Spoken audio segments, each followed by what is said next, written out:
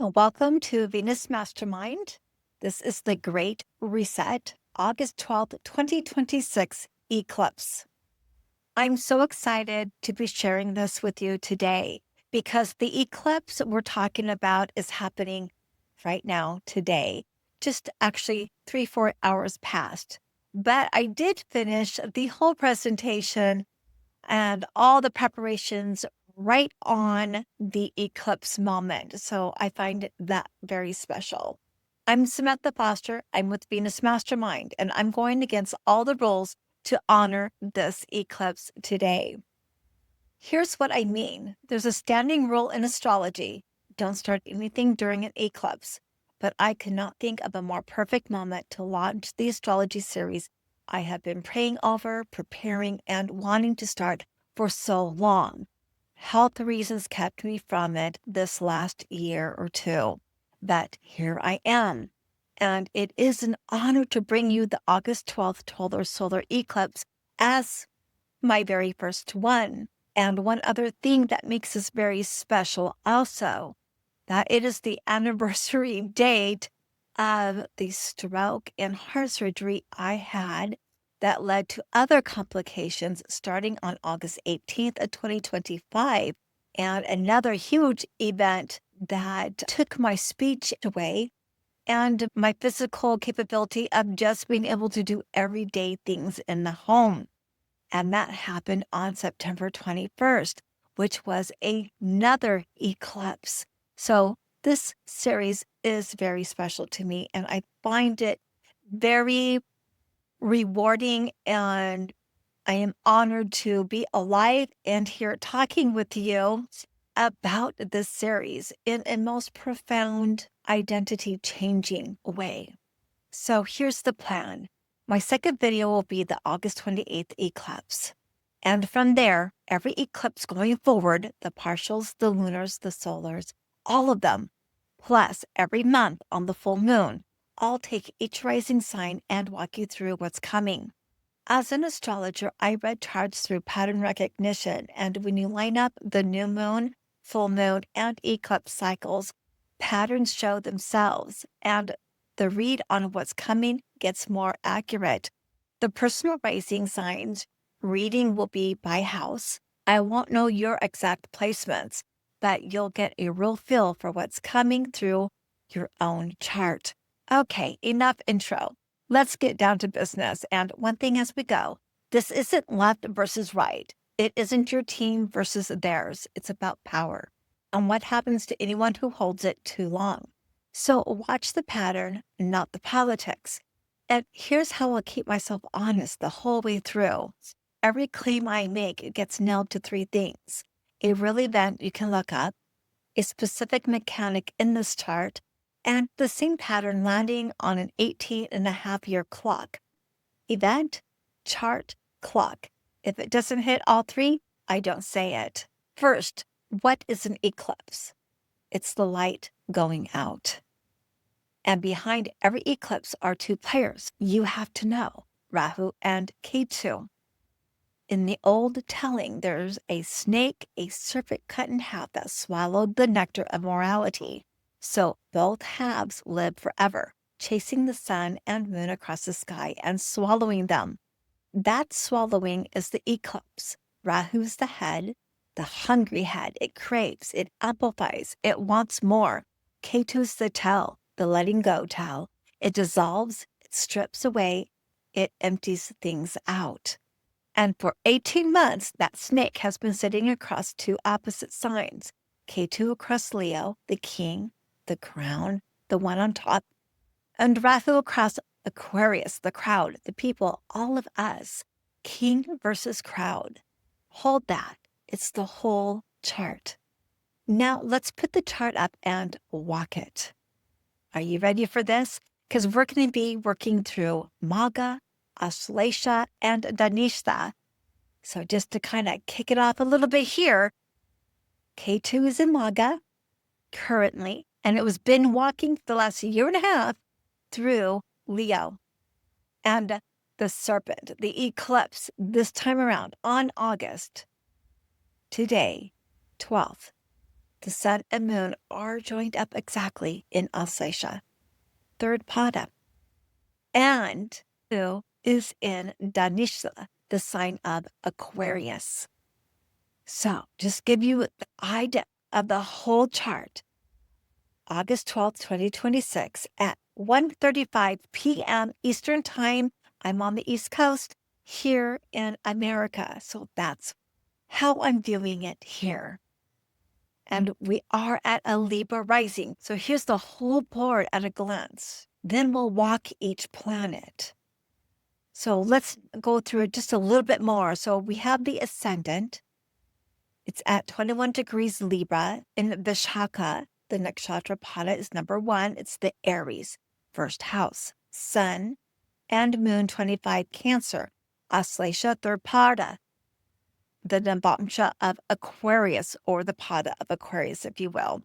In the 10th house, Mercury is in Cancer, 11 degrees in Pushya, third pada. And that's the Libra navamsha, 10th house. Jupiter, 15 degrees Cancer, Pushya also, pada 4. And that's the Scorpio navamsha, 10th house. Venus, 11 degrees Virgo, Hasta, pada 1. Aries, navamsha, in the 12th house. Mars, Gemini, 6 degrees, Ardra nakshatra, pada 1, which is the Sagittarius navamsha, 9th house. Saturn retrograde, 20 degrees Pisces, Ravati, pada 2, navamsha, Capricorn, 6th house. Rahu, Aquarius, 6 degrees, Dhanishta, pada 4, which is the navamsha of Scorpio, 5th house. Ketu, 6 degrees Leo.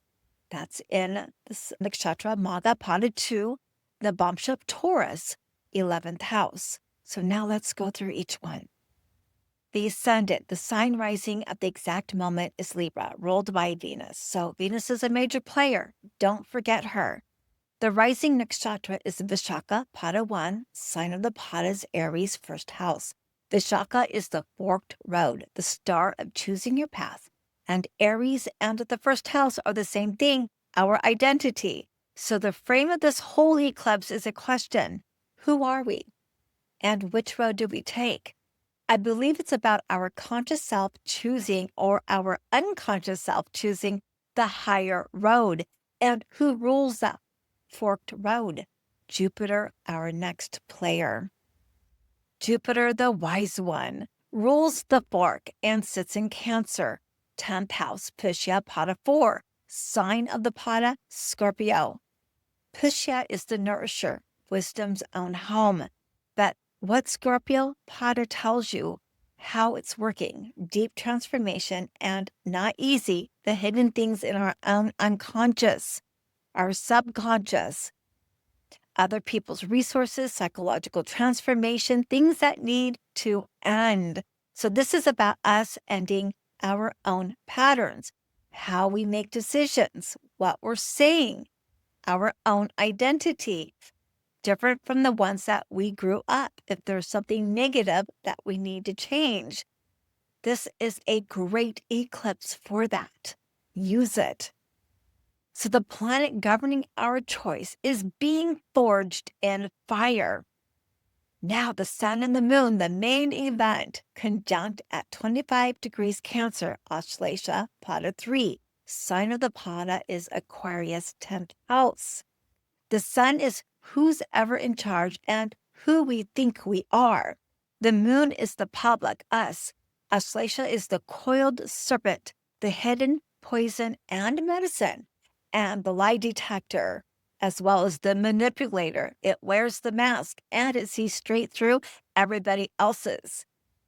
Their light goes dark together in the 10th house. The public figures, what we do out in the open, in the sign where the hidden comes out. And the pada drops it into Aquarius, the collective. So we already know the lean. The theme is Aquarian. This is about who we are as a people, nation by nation. Now Mercury, the messenger, also Cancer, 10th house, Pushya, pada 3, sign of the pada is Libra. Communication, But sitting with Jupiter, this is the right communication, the true message. And Mercury rules Auslasia, the serpent. So the messenger and the lie detector are one energy. And Mercury is 12th from its own sign. So this is about seeing through the hidden messages, not getting entangled into the serpent, into the coils, but being wise about what we're listening to and knowing the truth.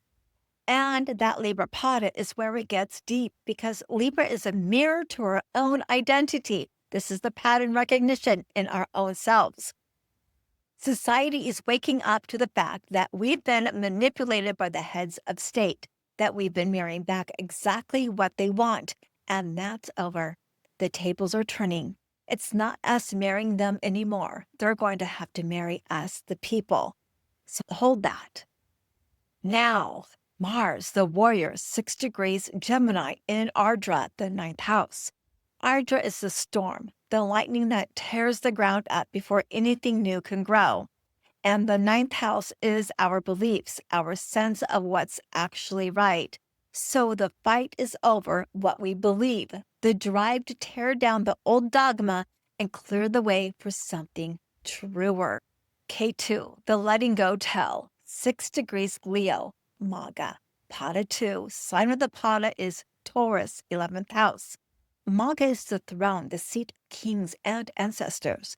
And that Taurus Pada is values, resources, family, banking, money. So the dissolver is sitting on the throne in the house of the powerful, eclipsing who's got control. The lineages, the kings, queens, heads of state, presidents, prime ministers, a great change, because maybe they are people in those seats who shouldn't be. Rahu, the hungry head, 6 degrees Aquarius, Dhanishta, Pada 4. Sign of the Pada, Scorpio, 5th house. Dhanishta is the drum, the beat of the crowd marches to, and the vault where money hides. That Scorpio Pada is everything, research, digging, dragging out what's been hidden, because Scorpio will not be lied to. This is the public turning up the drum, refusing the lie, digging out the truth. And don't forget, Scorpio is the natural 8th house of what? Shared resources, other people's resources.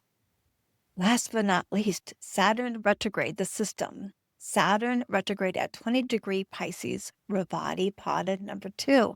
Sign of the Pada is Capricorn, 6th house. Wow, what a great theme that we have going on today. Ravati is the last star, endings and safe passage to what's next. Saturn is the system, the government, and it rules the Aquarius the eclipse drops into. So it's the quiet hand behind all of this. Retrograde says go back and re-examine how this is built. Is the government actually serving the people? A huge one. Venus, our ascendant ruler, 11 degrees Virgo, Hasta, Pada 1, sign of the Pada, Aries, 12th house. Hasta is the open hand, what we build, hold, and let go of, ruled by the moon. They'll say Venus is debilitated here, but that just means she delivers a different way.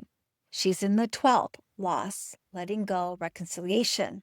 And Venus rules our values, and here's a fast way to feel what delivers differently means. At her richest, exalted in Pisces, Venus is Gucci, the designer label, the champagne and marble version of beautiful. But our Venus isn't in Pisces, she's in Virgo, her humble seat.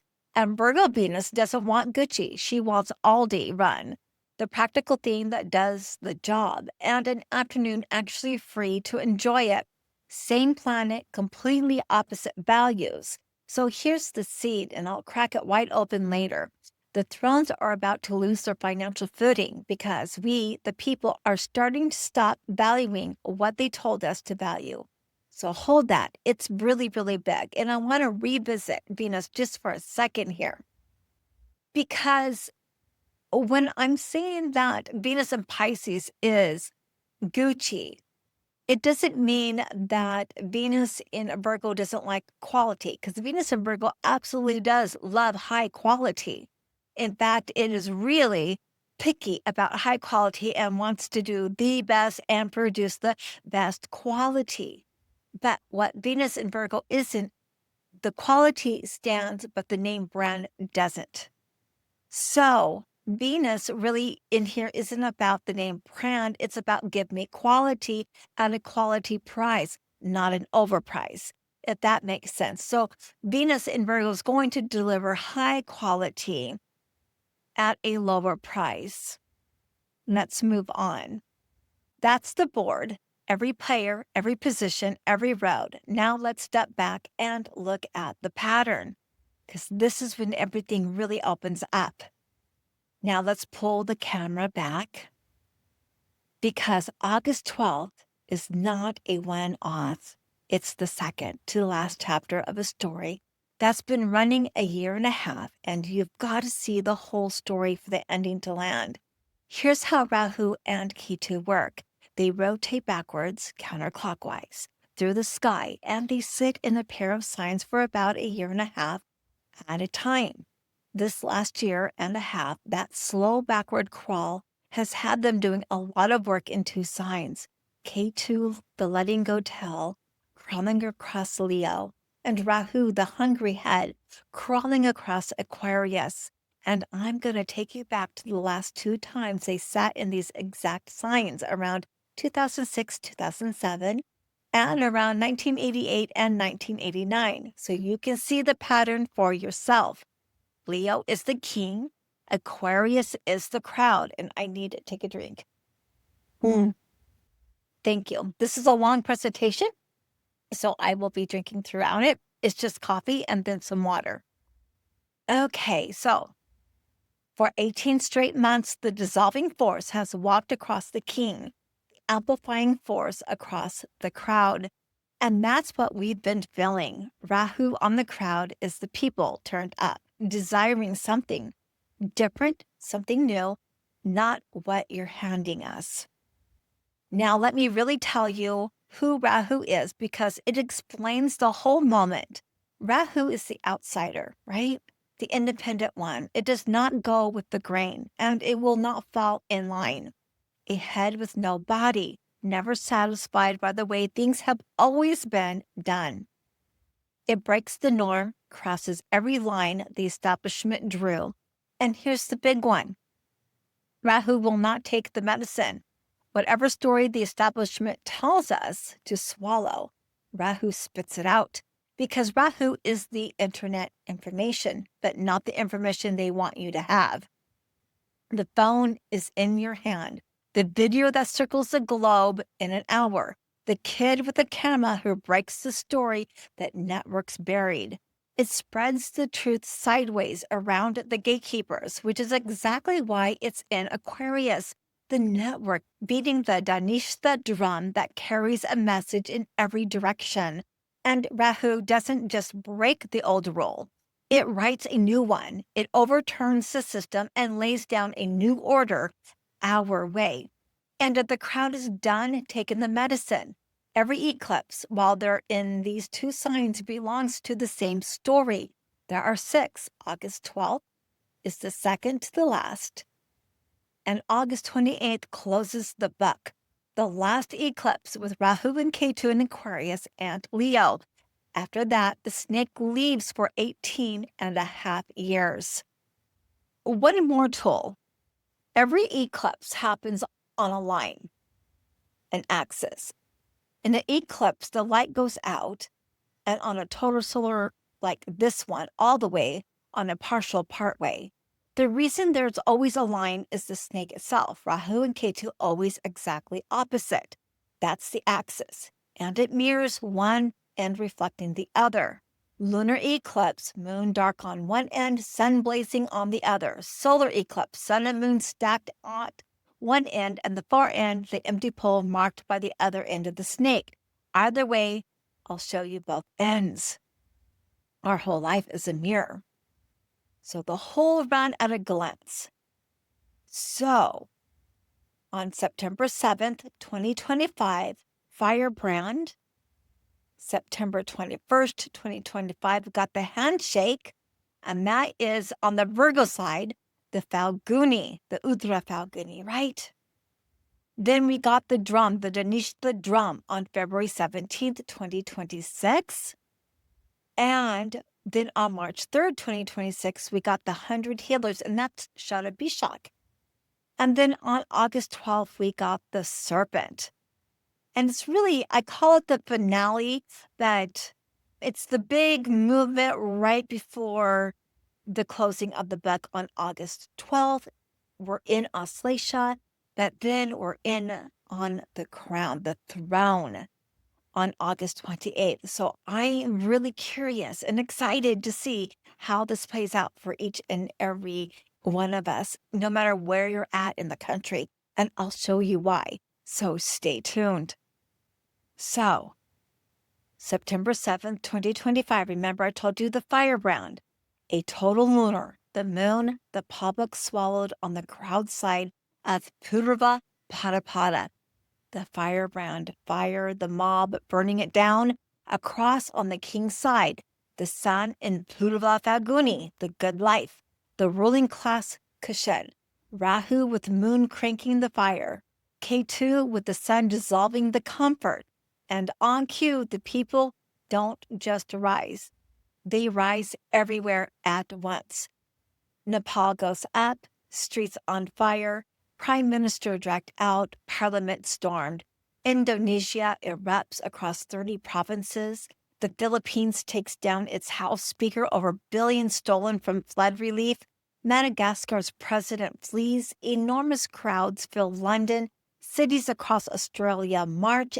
Even Ukraine, mid-war, turns out it gets its own government's corruption. Left, right, every flag, the common thread, nobody trusts the people in charge anymore. And everybody in the street. And 3 days after the eclipse, Charlie Kirk is assassinated at a Utah university in front of thousands. And America erupts over political violence. The match was lit on every continent at once. Second eclipse, September 21st, the handshake. A partial solar, a glancing blow. The snake hadn't moved. Rahu still in the firebrand. Ketu still in the good life, but the sun and the moon got swallowed off to the side in Uttara Falguni. The handshake, deals, alliances, the agreements that holds the old order together. And right on theme, that's what's broke on September 21st itself.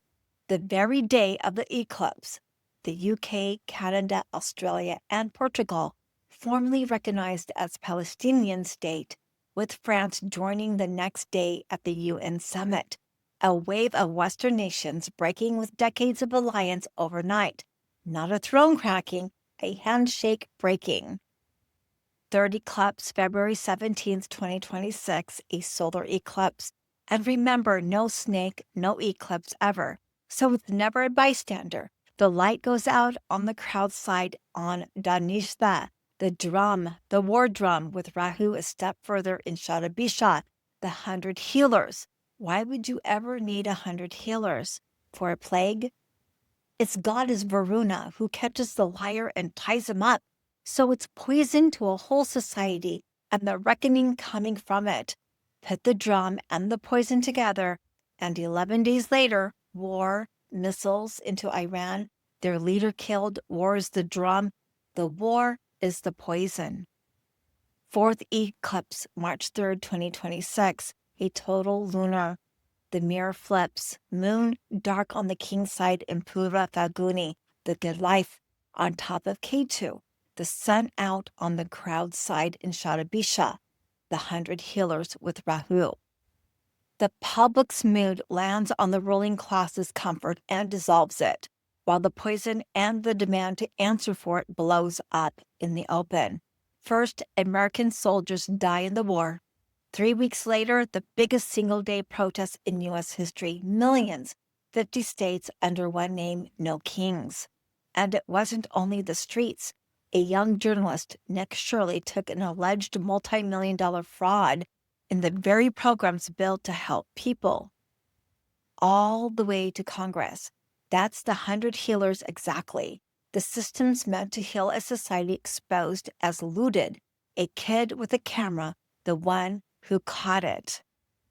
And the pattern marches right up to the eve of this eclipse, just 2 weeks before August 12th. India's own youth uprising forces a cabinet minister to resign. Same beat, newest chapter. Fifth eclipse, August 12th, 2026, the big one.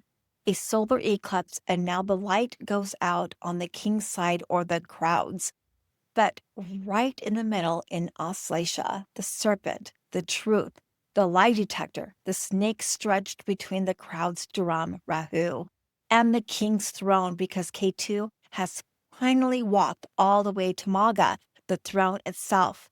The truth about the powerful comes out while the seat of power is emptied and the crowd pounds the drum, everything we've built in one chart. Sixth eclipse, August 28th, the moon, the closer. A last partial lunar, the moon swallowed on the crown side in the front of 100 healers. And across from it, mic drop, the sun sits dead on the throne in Maga, right on top of Ketu, the ruler on the throne with the force that empties it in the same seat, crown and letting go, sharing one chair, book closed. So step back. 6 eclipses, and the theme is the same every time. The rot at the top gets exposed.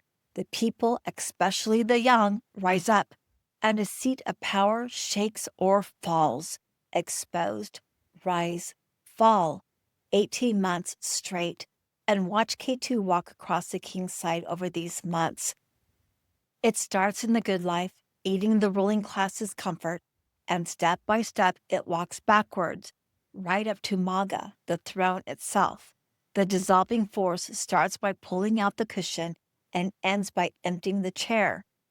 And where does it finish? August 12th and 28th, right now. And it's not only governments, and it's not only the kids in the street. Watch the very same pattern hit the corporations right now, worldwide. Here's one my son put in front of me, and it fits this eclipse like a glove. Sony. Right now, as we speak, Sony's getting hauled into court in 5 different countries at once. The US, the UK, the Netherlands, Portugal, Mexico. Same charge everywhere. You built a wall around your store. You pulled the discs. You took your 30% cut, and you overcharged the people who trusted you. In the UK, the case is literally called PlayStation You Owe Us. Read that back. That's not a lawyer's name. That's a crowd's name. Nearly $8 billion on behalf of millions of ordinary users saying the exact thing everybody's been saying this whole cycle. The words and the price tag never matched. In the US, the complaint showed the digital version running 74% higher than the disc one. They quietly pulled the codes off the shelf. 4%. That's the hidden tax nobody voted for. And that's Aquarius. That's the 11th house, the crowd, the collective, the everyday person in the network. This is what it looks like when the crowd finally adds up the receipts and turns around on the throne. The corporation thought it was the king. Ketu's walking up to that throne right now going, prove it. Watch the serpent in it too. You collect by now. You thought you owned the game. You didn't. You rented it and nobody quite said so out loud. That's Auslasia. The smile at the counter and the fine print underneath. The eclipse doesn't create that. The eclipse just cuts the light long enough that everybody finally reads the fine print. Now flip the axis because Sony's on both ends of it. Same company, other side of the table. Sony is also suing an AI music company, Udio, for $4.5 billion for feeding 30,000 of their recordings into a machine without asking. So on one end, Sony's the giant getting called out for the overcharging the crowd. On the other end, Sony's the one screaming a machine stole the work. Same axis, king and crowd. both faces at the same time. That's the eclipse, and it's not just games. It's the software on your own computer. Think about Microsoft Word and Excel. There was a day you bought the disk once, and it was yours forever. That's gone. Back in 2013, Microsoft moved everybody into a subscription. Now you rent Word and Excel by the month, and the day you stop paying, they stop working. And just to twist it tighter, in the last year, they raised the price and folded in AI, whether you asked for it or not. Same move as Sony. You used to own it, now you rent it, and you never stop paying. And here's that same fingerprint on your medicine cabinet. There's a middleman standing between you and your prescription. They're called pharmacy benefit managers, and just 3 of them control 80% of every prescription filled in this country, the US. They sit in the middle quietly and mark the price up. The FTC caught them paying their own pharmacies 20 to 40 times what a drug actually costs. And on one cancer generic, nearly 250 times. That's the serpent again, Auslasia, the smile at the counter and the markup hidden underneath. And it's the 100 healers, Shadabisha, ruled by Rahu, sitting right next to his drum, the poison in a whole system. And Varuna's noose, the reckoning, coming for it. Watch the reckoning land right on the clock. The settlements that finally forced these men to change hit in February 2026 and again in July 2026, right on top of this eclipse. The system built to heal us caught looting us and the noose pulling tight. And here's the crowd's answer to all of it. A movement called Stop Killing Games. Now this is back to Sony. This was started by one guy, not a company, not a lobby, one independent YouTuber, kind of like Nick Shirley, one independent YouTuber, right? Ross Scott, who watched a game he paid for get switched off and erased. That's Rahu to the bound, the outsider, the one who won't take the medicine, the one who picks up the internet and builds a movement out of thin air.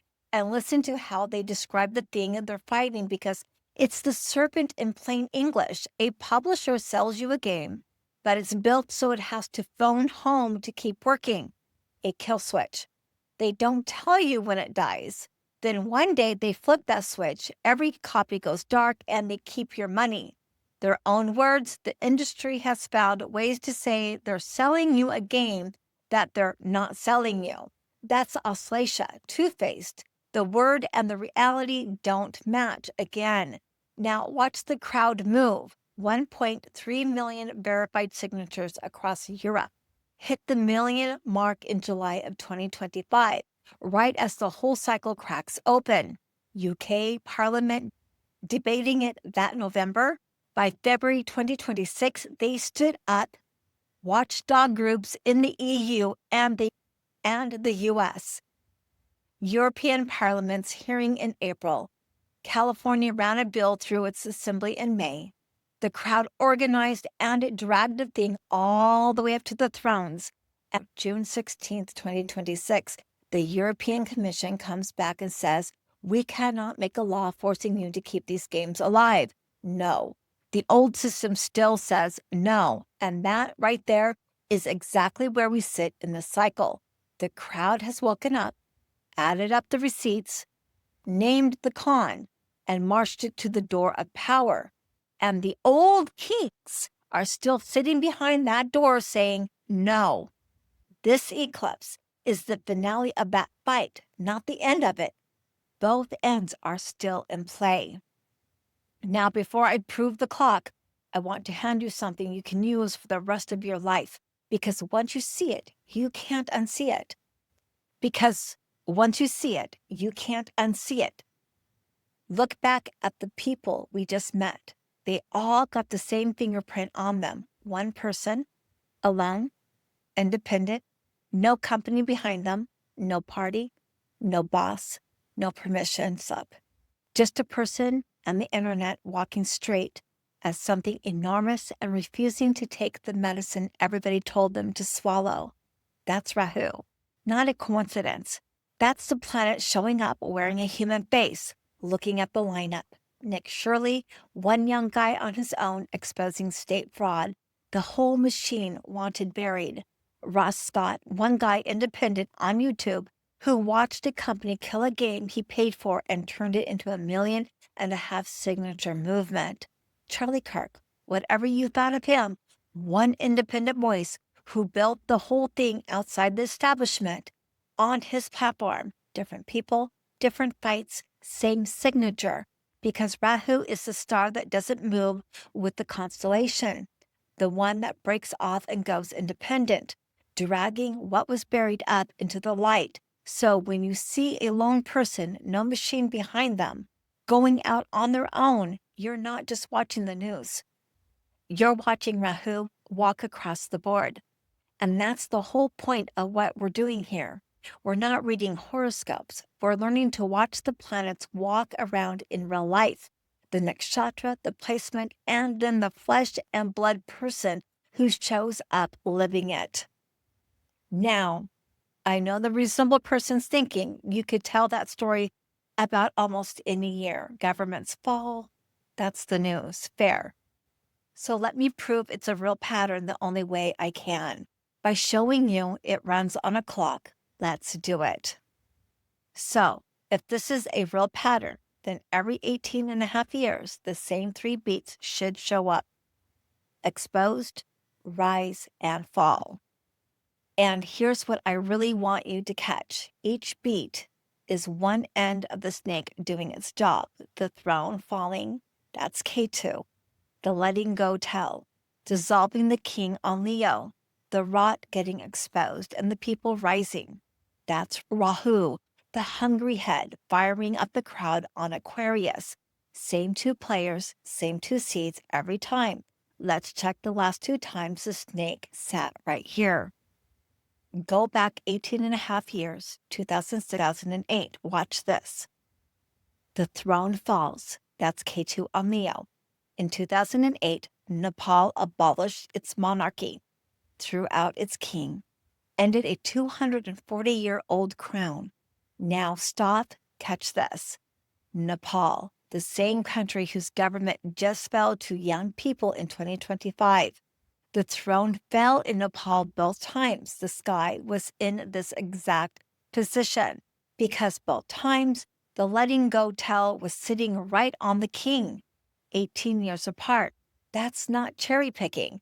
That's the clock. And it wasn't just Nepal. Same window. Castro stepped down in Cuba after half a century, and a major leader was assassinated in Pakistan. Thrones falling, Ketu emptying the seat, the rot exposed. That's Rahu on Aquarius. Here's your word. The banks, 2007, 2008, the financial crisis. The whole system ripped open. Banks collapsed here in America. The mortgage mess. People lost their homes, their savings, their trust. The rot at the top of the money dragged it into the light for the whole world. That's the hungry head on the crowd side, amplifying, exposing, refusing to swallow the story. And notice that's the exact thing people are furious about right now. Corporations, banks, the rigged game, same beat, same seat, coming back around. The people rise and choose hope. Rahu on Aquarius again. 2008, the country reached past the whole establishment and picked a young outsider running on 2 words, hope and change. Whatever you think of how it went in that moment, millions chose the new thing over the old machine. The crowd turned all the way up. The people rose, exposed, rise, fall, right on the clock, and every beat, one end of the snake. And I'm going to pause for a second. I think, Venus, I'm going to show you my puppy. Venus, come here. I have a new puppy. She's cute. She's really spoiled. And I'm going to show her. Oh, my goodness. I don't know if you can see her. I hope you can, but she is an absolute doll. This is Venus, my baby girl.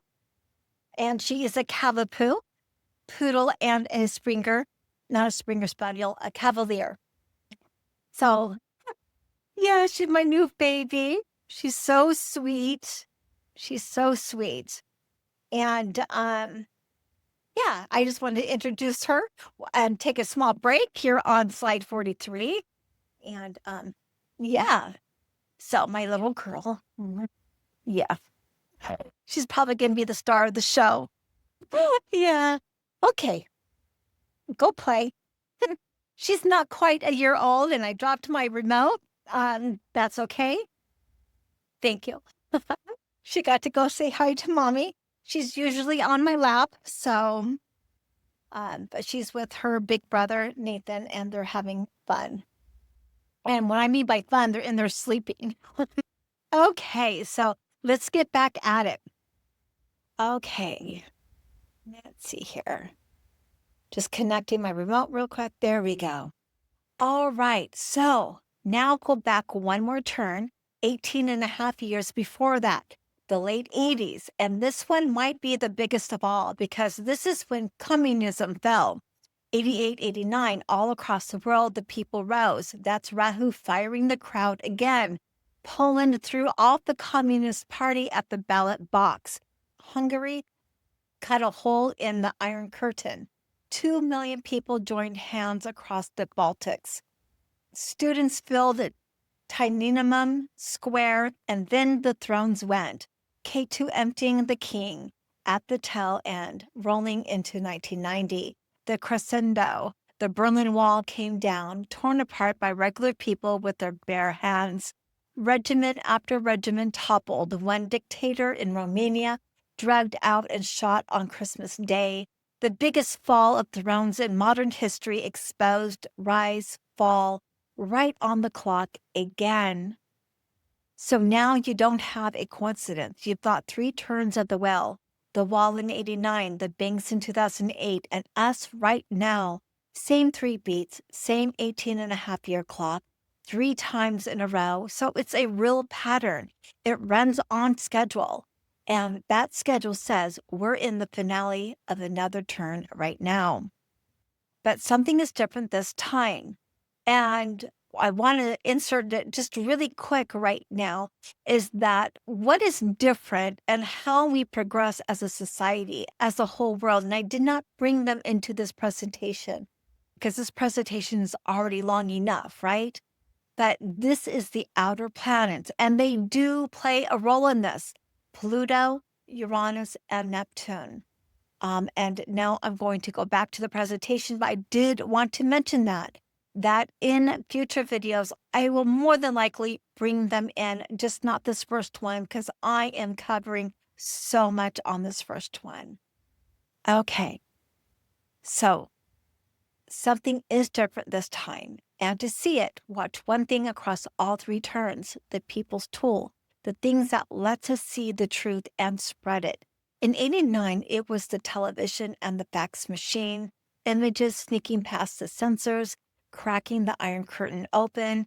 In 2008, it was social media, brand new, barely walking, and now it's in all our hands. Every one of us with a camera, a microphone, and a broadcast station in our pocket. That lie detector we talked about, the serpent filling the gap between what they say and what they do, that used to be one person's gut. Now it's 10 million people comparing notes out loud in real time. Every turn of that wheel, the people's power to see the truth got bigger. And every turn, the thrones fell harder. This turn, it's the biggest it has ever been. The old trick of power, say a thing enough times, loud enough, and everybody believes it. That just stopped working.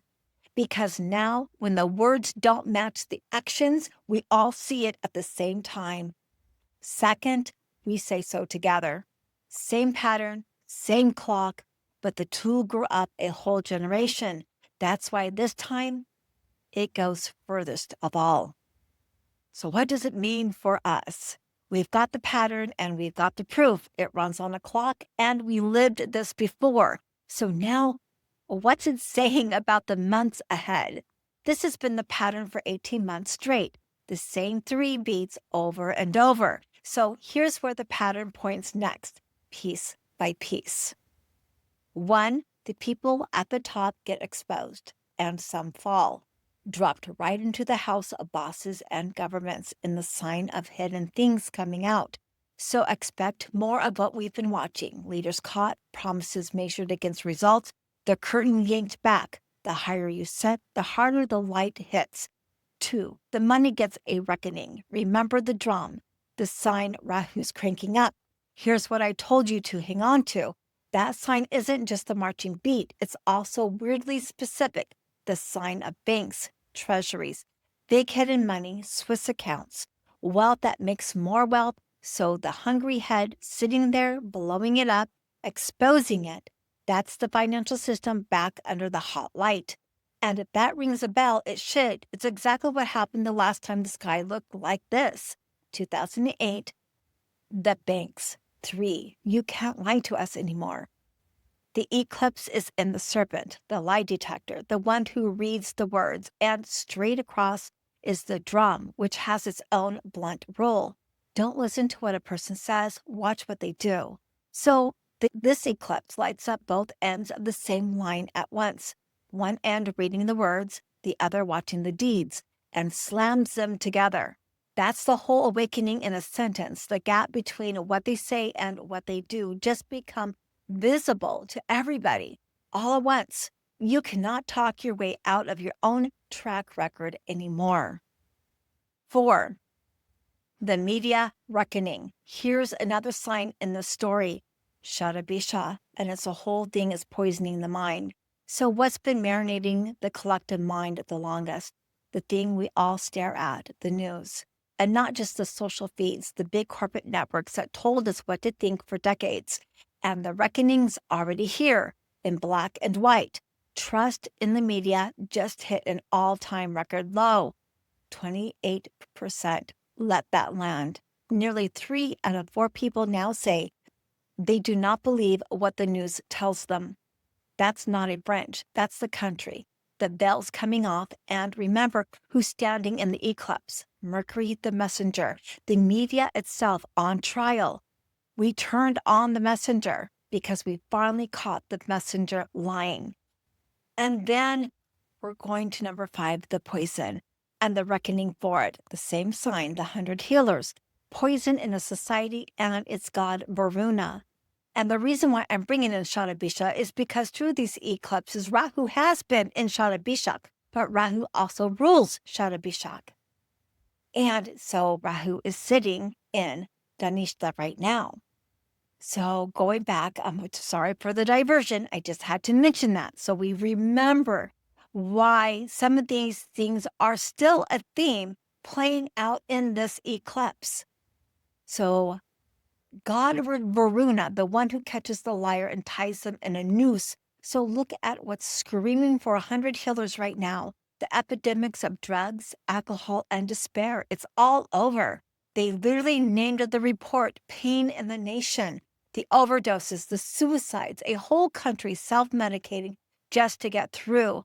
That's the poison. And the noose, the accountability, that's the other half. The demand that will not go away. The files, the trafficking, the abuse of the most vulnerable. Who got protected and who's finally going to answer? What we were told and what we got are 2 different things, and people are done letting it slide. 6, the old guard is out of road. Here's where the warrior comes in. Bhishma. He was the rightful heir, the one who should have worn the crown. Instead, he swore an oath to never take the throne, just protect it, keep it in the family. Sounds noble, but here's what it did. Because he stepped aside and spent his whole life propping up whoever was next in line, the crown kept landing on people who had no business running anything. Men who were there because of their bloodline, not because they were any good, and not because they gave a damn about the people. And Bhishma could see it. He watched the whole thing rot. He just couldn't make himself break the oath and stop it. And his loyalty to a broken system didn't save the kingdom. It destroyed it. That's the old guard right there. Not cartoon villains. People so loyal to the way it's always been that they'll prop up a system they know is broken, because breaking it feels like betrayal. People who sat in the seat so long they think the seat is theirs, and they don't realize the room already stopped listening. 7. Expect a blind side. An eclipse is the light going out for all in the dark, and this one's in the serpent, the thing that strikes from a spot you never saw coming. Add Rahu, the bolt from nowhere, and the charts shouting one word, blindside. Expect a shock, something we didn't know was coming, a hidden thing that erupts out of the dark, and it feels like it came from nowhere. It didn't. It was here the whole time. We just couldn't see it because we've been kept in the dark, the snake striking from the shadow, dragging what was buried up into the light. And underneath all of that, under every headline, every fall, every reckoning, something quieter is turning over in us. It's the deepest piece of the whole thing, and it comes right back to Venus because it answers the one question this eclipse is really asking. Who are we now? Remember who Venus is in the chart. She rules our ascendant on the day of the eclipse today, the first house Libra. And the first house is us, who we are, our identity. And on top of that, what Venus rules is what we value. Now, let me tell you exactly where she's sitting, because the 12th house is so much more than the house of loss. Watch the chain. Start from the second house, the house of our wealth, the money we actually bring in and count. The 12th house is in the 11th house from it. And the 11th house from anything is its gains, its hopes, its dreams, its payoff. So the 12th is the payoff of our wealth. Now, count it the other way. From the 11th house, the house of our hopes, our dreams, our gains, the 12th is the second house, the treasury. So either direction, it says the exact same beautiful thing. This is the house where our money finally turns into the dream, retirement, rest, the front porch, and a lemonade at the end of the day with people we love. This is the beneficial house of all our hopes, our dreams, and our gains. So put it together. The planet that rules who we are and what we value on this eclipse day is sitting in the house where wealth becomes rest and dreams come true. And she's in Virgo, delivering it her own humble, practical way. And maybe a little bit of perfection on top of that.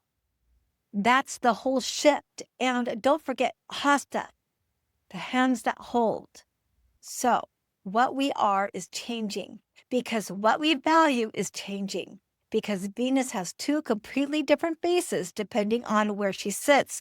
Exalted in Pisces, she's luxury, Gucci, the designer label, the champagne and marble, the most expensive everything. But our Venus isn't in Pisces, she's in Virgo.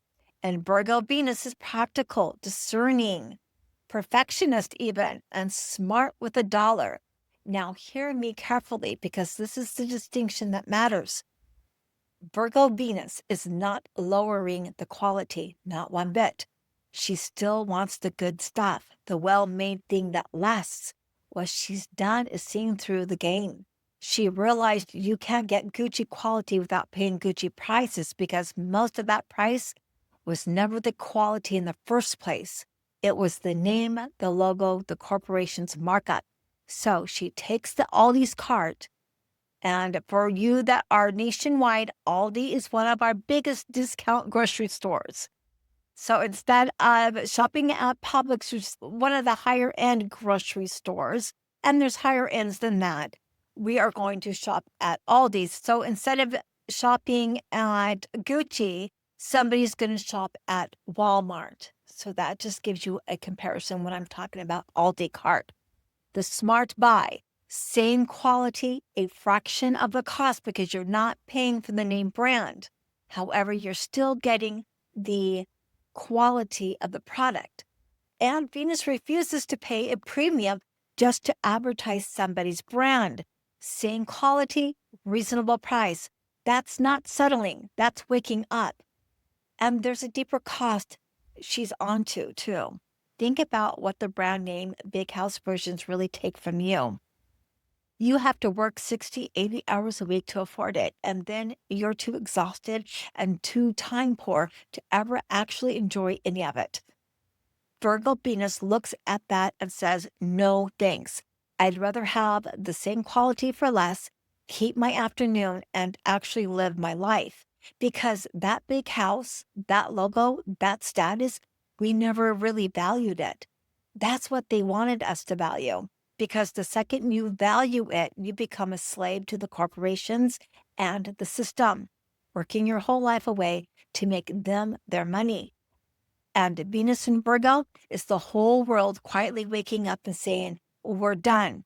We don't value that anymore. We value our time more, and you don't get any more of my time. And this is the quiet earthquake under everything we've been watching, because the thrones don't just fall because we're angry. They fall because we stop buying the story. The whole game runs on us valuing what they told us to value. The house, the label, the status, the next thing to buy. And the second we stop, the money stops draining upward and the throne loses its footing. That's Venus in the house where wealth was supposed to become our dream. We're taking that dream back for ourselves. The crown doesn't get knocked over, it gets walked away from. And it's not just America, it's the young in Nepal who stopped believing the throne was even worth keeping. It's the streets of France, of Madagascar, of a dozen nations at once. Same withdrawal everywhere at the same time. The people quietly deciding the old prize isn't a prize anymore. So here's the bottom line, plain as I can say it. When the people at the top lose their grip and the top seat comes open, a whole society has to figure out who it is now, not who it was told it was, who it actually is. And that kind of change isn't polite and it isn't optional. It gets forced. That's what August 12th is bringing. The old order isn't only being pushed out, it's being let go of. Now, the only question left is how it goes. And that part, that's not up to the sky. That's up to us, which is exactly what the eclipse hands us next. A choice. There's one more piece of this chart, and this is the piece that turns everything we've said into a choice. At the exact second the eclipse peaks, there's one sign climbing up over the horizon, the rising sign. And in astrology, whatever rising at the exact moment sets the tone for the whole event. It's the frame around the picture. So what's rising at the precise moment of the eclipse? A star sign called Vishaka in Libra, and its nickname is the forked road. A fork, a choice, two paths. So the sky is literally lifting a fork over the horizon in Libra at the exact second the light goes out. That's not me being poetic, that's the chart. The whole event is framed as a decision. And here's why that lands so hard. Because the chain is clean. That forked road, the Shaka, is ruled by one planet, Jupiter, the wise one. And where's Jupiter sitting right now? Right now in the eclipse over in Pushya, where it's exalted. And remember Venus, our ascendant ruler in Virgo, in Hasta, in the 12th, debilitated, delivering her own quiet way. So put it together. The fork is rising. The planet that owns that fork, the one that decides which way it tips, is the planet of wisdom, parked dead center in the whole event. And Venus' 12th house, the choice and the wisdom to make it are both baked right in. Because Venus isn't asking for Gucci and 80-hour weeks. She's not asking us to spend. She's asking, right alongside Jupiter, what is it that actually makes us feel secure and whole? And it's not the pretty sound bite. It's not empty words and lies. The same story told over and over, because let's be honest, they have no intentions of making your life easier, of letting you just sit and relax and be you. Why would they? They lose control of you. So here are the two roads. Road one, the good one. The people finally say enough. We stop handing power to whoever's next in line, who's ever owed a turn. Who's ever got the biggest checkbook behind them? Who's ever saying the prettiest words, the same phrases they've been recycling for 20, 30, 40, 50, 60 years, and none of it has ever been true? And we choose leadership that's younger, that's actually alive, that's for the people, not for power, not for position, not for the corporations and the banks. A real new beginning. And that means we've got to be wise to the manipulation in their words. Watch the actions. Don't listen to the words. And that road is written right into the drum, because the drum's own cure is this: stop chasing money and status for its own sake and start using what you actually have, your real gifts, for something bigger than yourself. That's the way out. Use what's real for the people. And usually what's real for the people is taking care of our own communities and our own families, and taking care of our families and communities globally. Being able to sit on the front porch with a lemonade at the end of the day, happy and secure, knowing we're going to eat tomorrow, knowing we'll have shelter tomorrow, no surprise taxes, no surprise 50% jump on the price of everything just to survive. We just don't need that anymore. Those tax hikes, and for what? Road to the trap. We just swap one throne for another. And do we really have to run this again? Because if we do, if we repeat it, that's another 18 and a half years before we get this chance again. So hear that. If you don't like the establishment, this is your window. This is the sky handing you the chance to change it. The trap looks like this: a new face, a younger face, better lighting, better hair, better hashtags, and the same old game underneath. Watch for the words that repeat exactly what they said 50, 60, 70 years ago. Same power, same position, same rigging, just a fresh mask. Don't be deceived. And the reason the trap is real is the reason every uprising in history has had to watch itself. It's so easy to stop worshiping the old king and turn right around and worship a new one. So which road do we take? That's the honest answer to what does this eclipse mean? It means we're standing at the fork, and the thing that decides which way we go is the one thing this whole awakening switched on. Whether we keep our eyes open, if we keep doing what the serpent does, reading the words against the actions, watching what people do and not just what they say, even for the new folks, even the ones we like, we get road one. If we get dazzled and go back to sleep, we get road two. And that brings us right back to Jupiter, the wise one.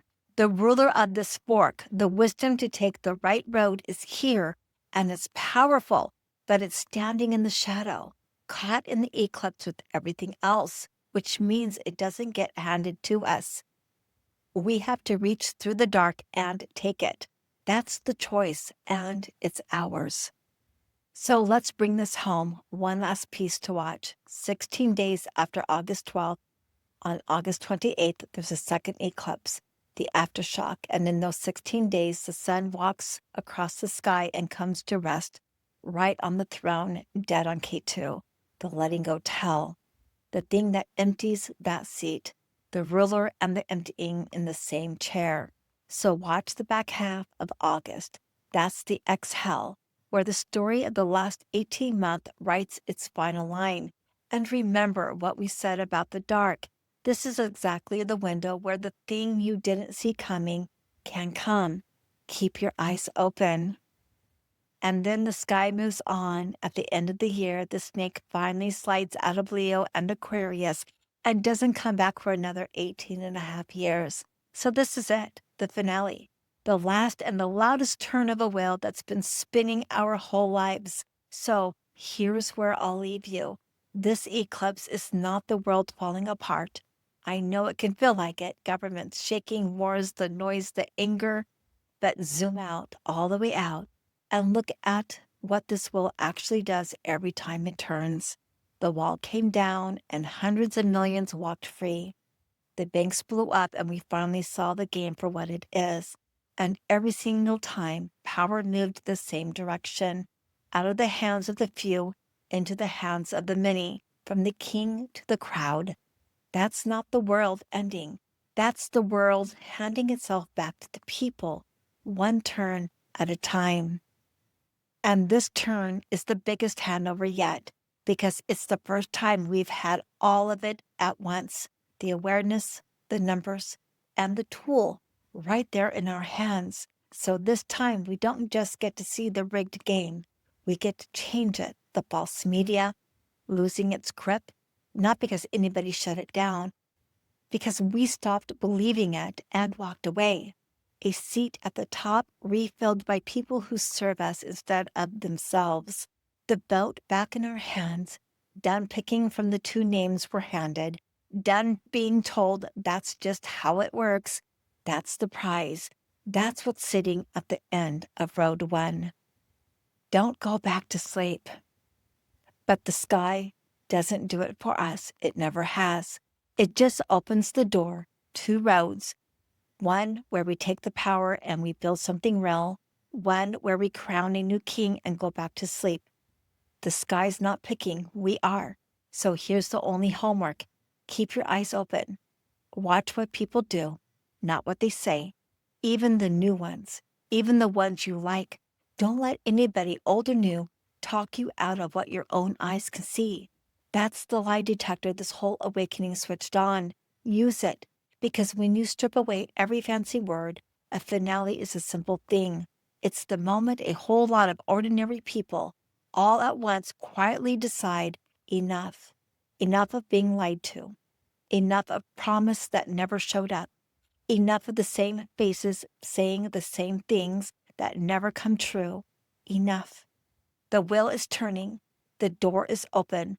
The power is coming home. Don't go back to sleep. Reach out and take it. I'll see you on August 28th.